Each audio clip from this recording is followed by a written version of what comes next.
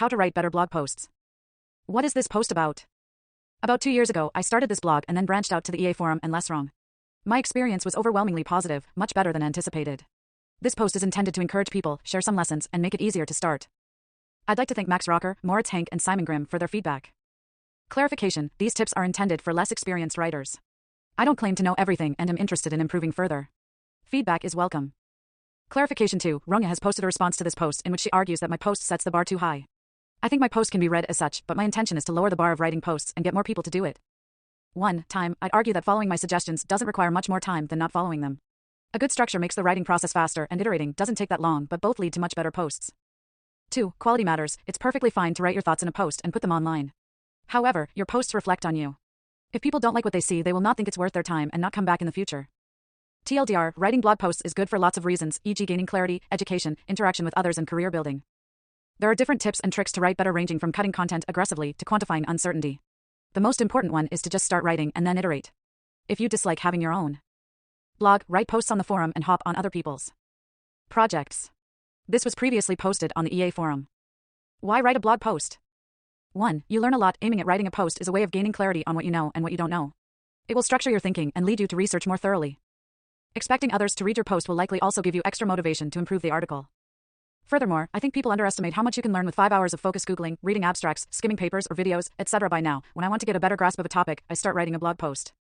2. It's a positive experience. Most of my initial intuitive concerns were very wrong. The world didn't fall apart after sharing the first post, and the feedback I got was positive.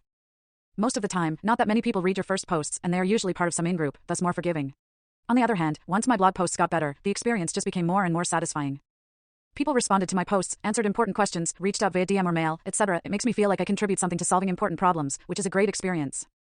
3. You help others. We don't have the time and energy to research every topic or think about every question in detail. However, we can read a 10-minute summary to get a sufficiently good grasp of the issue. If you did a decent job with your post, most people will be very thankful for that. 4. It might get you a job. Work trials at some EA organizations are comparable to writing a blog post, i.e. you are supposed to research a question and write down your results in a given amount of time.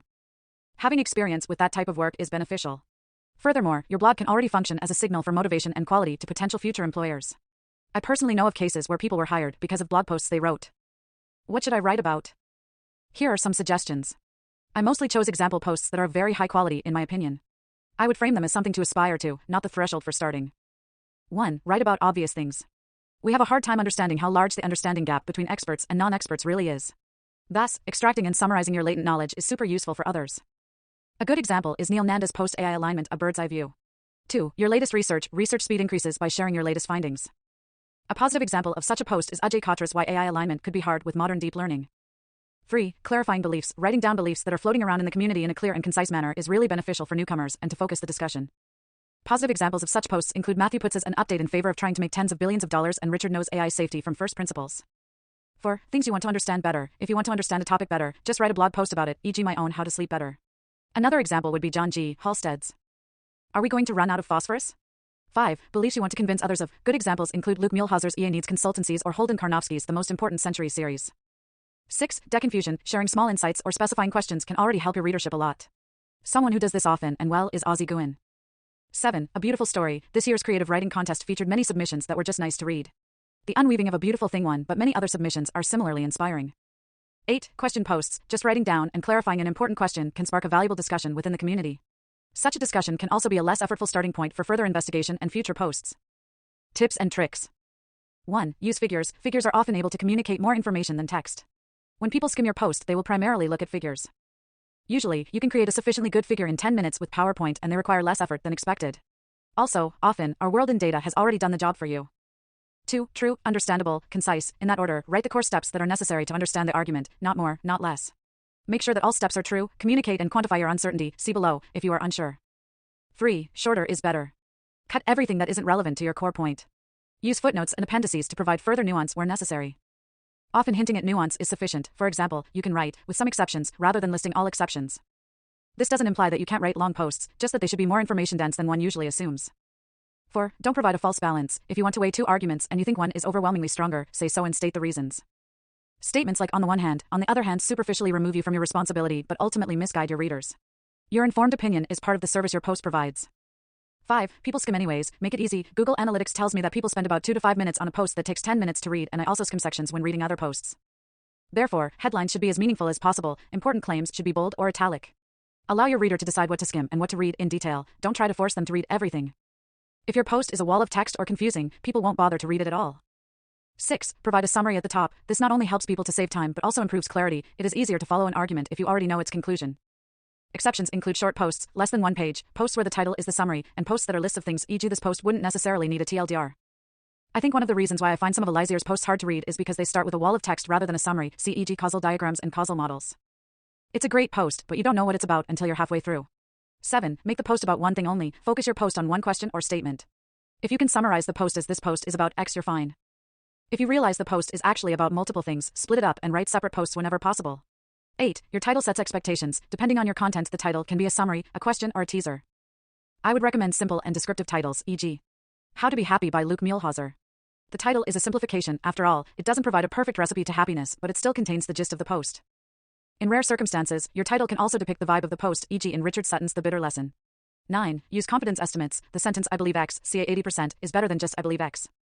Words that quantify something such as overwhelmingly, strongly, uncertain, etc. are useful, but they carry different meanings for different readers. Thus, using numbers is more precise. If you are unsure about your number, you can still communicate that, e.g. ca 80% or 80% plus 10 to indicate confidence intervals. You are not legally liable for these numbers and will get them wrong sometimes, readers will be thankful for them anyway. 10. Target audience. Different forums require different levels of knowledge, e.g. the EA forum versus a personal blog. When presenting background knowledge, I would recommend providing a very brief summary and references to more detailed introductions. 11. Iterate yourself. During the writing process, the first iteration should set up the general structure of the post and dump the text in a stream of consciousness-like fashion. Further iterations can be used to focus content, cut text, refactor structure, and improve the wording. I would take some time, at least one day, between iterations to get your head clear and remove your identity from a particular wording. The more time has passed, the easier it is to cut bad content. Overall, I think iterating multiple, e.g. 3 to 5 times, is worth the time. If it takes 1 hour to reduce the average reading time by 1 minute without loss of information, 60 readers already justify your effort. 12. Write with partners. Writing with others can be more motivating, reduce your workload, improve iteration speed, and produce better blog posts overall. I would generally recommend it unless the experience gap between authors is very large. 13. Send your post to people. When somebody sends me a post, I'm happy about it. Yet, when I think about sending someone my post or sharing it on Twitter, I feel like I'm intruding or being annoying. All people I asked shared this impression, so you should probably just send your post to people that might enjoy it. In the worst case, they decide not to read it. In the best case, they learned something or had a good time. How to get started. 1. Create your own blog. With GitHub pages or WordPress, you can create a blog in less than an hour. I don't think a more complex setting is necessary unless you have very specific preferences. You can easily buy a domain name within minutes, e.g. with Namecheap. See e.g. why have a blog for more. 2. Write a forum post. Writing a post on the EA forum is super easy and the editor is very intuitive. It's much less commitment than having your own website. 3. Hop on projects. If you just want to try out writing, you can usually join other people's projects. Writing with multiple people is more fun anyway, and you will have someone to hold you accountable. I'm happy to answer further online or in person at any EA meetup. One last note. If you want to get informed about new posts, you can follow me on Twitter. If you have any feedback regarding anything, i.e. layout or opinions, please tell me in a constructive manner via your preferred means of communication.